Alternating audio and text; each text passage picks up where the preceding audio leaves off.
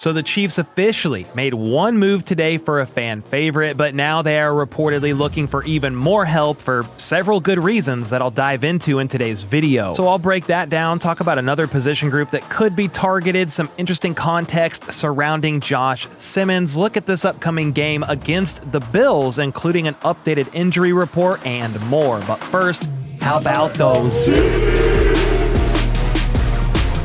All right, first up, defensive tackle Mike Pennel is officially once again a Kansas City Chief. I shared in my video last night that the expectation was for him to sign today if all went well because he was released from the Cincinnati Bengals yesterday at his request, and that is exactly what happened today. Pennel was actually seen out there at practice having fun with Chris Jones, and the CEO of Sack Nation is happy to have Pennel back, considering a couple weeks ago, I believe it was, Chris told the media something to the effect of, "We need to do whatever we can to get my brother back."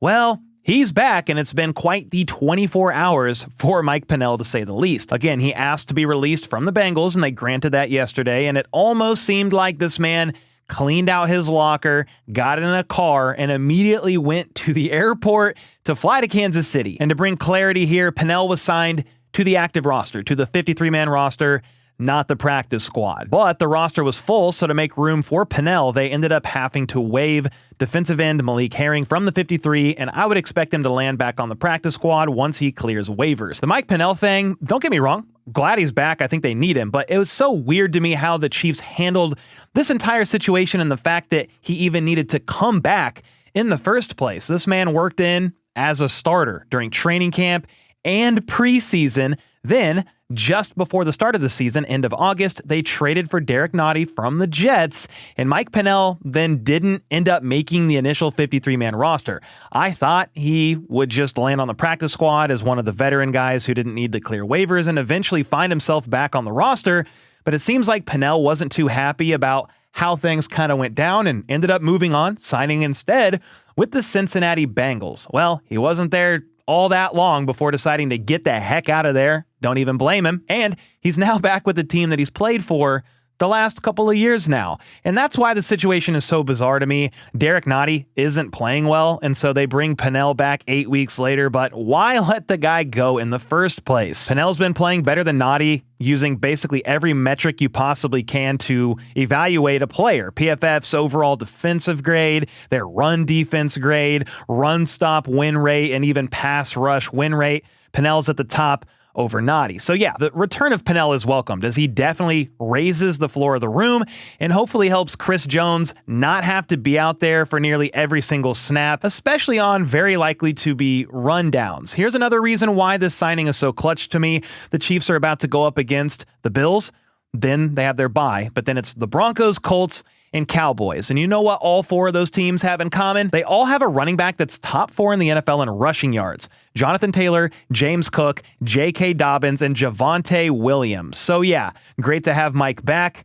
Even with him back, though, I think the Chiefs still need to make a move prior to the trade deadline along the D-line, and they're running out of time. You have until November 4th here. They need somebody else that can win and get to the quarterback. I don't really care if it's an interior guy or an edge rusher, but Chris Jones can only do so much if all the attention is on him. And while I feel like George Karlaftis is having a pretty decent season by most of his metrics, I think he excels even more when another guy is winning opposite him as well on the other end. So Amenahue or Dana, but they have both underwhelmed this season. Karlaftis has a pass rush win rate of 19.3%.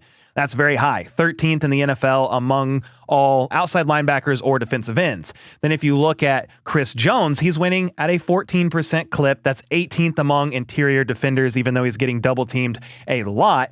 But Amenahue, he's only winning 6.5% of the time. Mike Dana, who was injured early on, to be fair, working back from that now, he's only winning 4.6% of the time. Well, that has Amenahue ranked 109th out of 119 qualified defensive ends in win percentage, and Mike Dana is ranked 114th. Again, 109th out of 119, and then 114th out of 119. That's bottom 5, bottom 10 in the NFL. Not great. That's why I feel like the Chiefs have to do something here soon.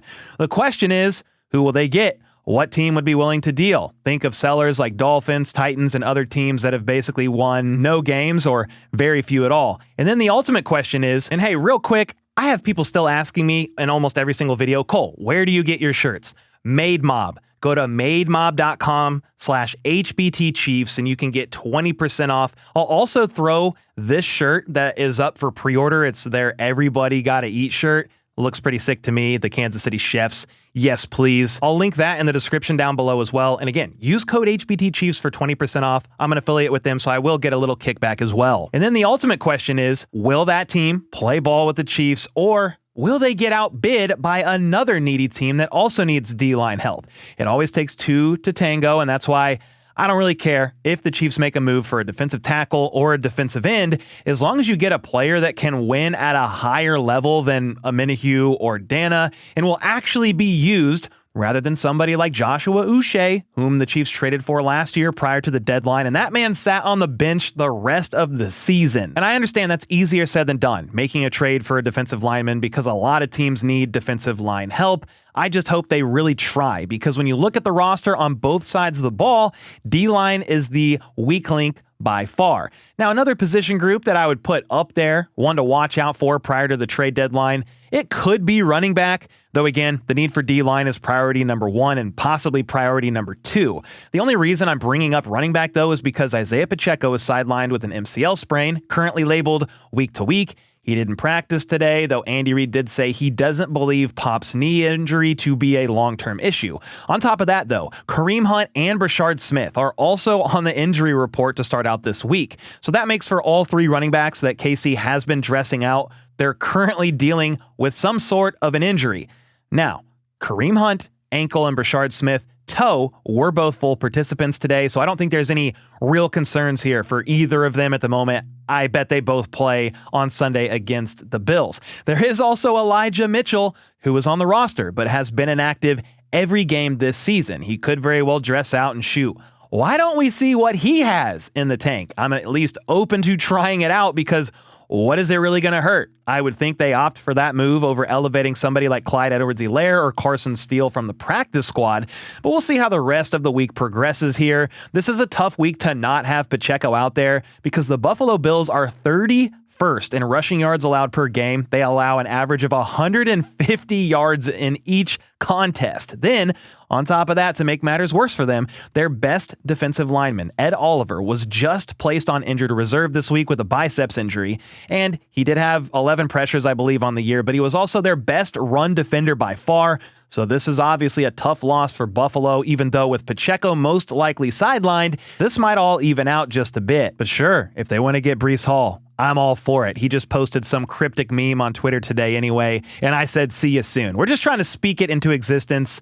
Don't think it happens. Hopefully Pacheco will be back sooner rather than later. Now, another thing to watch for that could help the Chiefs' run game in general is Trey Smith. Will he play this week or not? He's obviously a monster in the run blocking aspect of things. He didn't play last week as he was dealing with what was labeled as back spasms, but Andy Reid said today that, quote, Trey is going to give it a whirl. He did the walkthrough this morning, and we'll just see how he does. So Trey Smith was limited today, but let's see how he responds. And what you're looking for is an upgrade to a full participant on Thursday and or Friday. Another player to watch is going to be linebacker Nick Bolton. If you remember, Andy Reid only gave 2 names after the Commanders game during his presser that are dealing with some sort of an injury, with those 2 players being Isaiah Pacheco and Nick Bolton. Well, the good news here is Nick Bolton was a full participant today as he's dealing with a knee issue of some sort, and hopefully that continues, because having Nick Bolton out there to help stop this Buffalo run game is going to be a key in this one. I mean, James Cook just rushed for over 200 yards last week. But sticking with injuries here, outside of Pacheco not practicing as he rests that MCL sprain,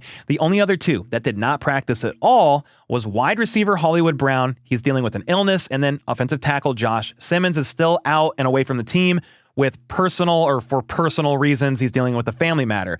Well, I'm assuming Hollywood's going to be fine and he'll be back soon and probably plays. Josh Simmons, though, I don't think he plays, but he is expected to return around the bye week. That's per sources of ESPN, a Nate Taylor article earlier this week. Now, something else I found interesting about Josh Simmons and the situation that he's going through is Albert Breer of Sports Illustrated. He dropped an article yesterday and said that whatever family matter Josh Simmons is dealing with right now, this situation was, quote, a part of the background that teams had to work through when he was coming out for the draft. I don't want to speculate as to what that could be, but I did find it interesting to note that Breer said this situation, at least in some capacity, was known about prior to the NFL draft. Anyway, Breer then said what I've kind of been saying here all along, that if the Chiefs felt like the situation was going to have Simmons away for a longer period of time, they would have placed him on the non-football injury list, the NFI list by now. So I do think his return is going to happen here sooner rather than later. In the meantime, it's Jalen Moore, most likely up again against Buffalo this week. In between Joey Bosa, Greg Rousseau, and AJ Epinesa, there's plenty to worry about over there. This is going to be an awesome game. I'm really looking forward to it. The Bills typically get the best of the Chiefs in the regular season, but the Chiefs, we all know, are 4-0 against the Bills in the playoffs in the Mahomes and Allen era.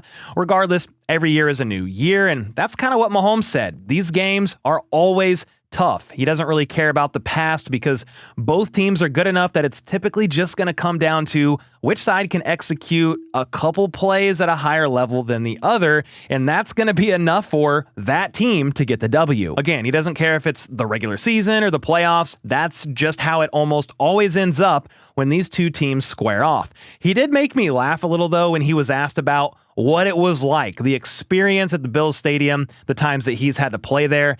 And he said something along the lines of, yeah, they make it clear they do not like me or the rest of this Chiefs team.